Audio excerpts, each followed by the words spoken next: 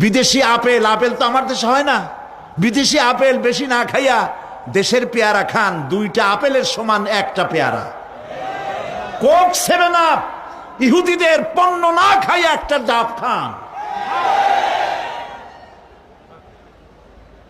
আর বড় সাইজের পাঙ্গাস না খাইয়া চেলা পুটি এগুলো খান, কি হবে? এগুলোর মধ্যে রয়েছে ফসফরাস, খাইলে পরে চোখের দৃষ্টি বাড়তে থাকবে, হার্ট অ্যাটাক করবে না, স্বাস্থ্য ভালো হবে। স্বাস্থ্য ভালো হওয়ার অর্থ পেটটা বিশাল আকারে হওয়া না, পেটটা ছোট হওয়া, সিনাটা চওড়া হওয়া, এইটার নাম স্বাস্থ্য ভালো।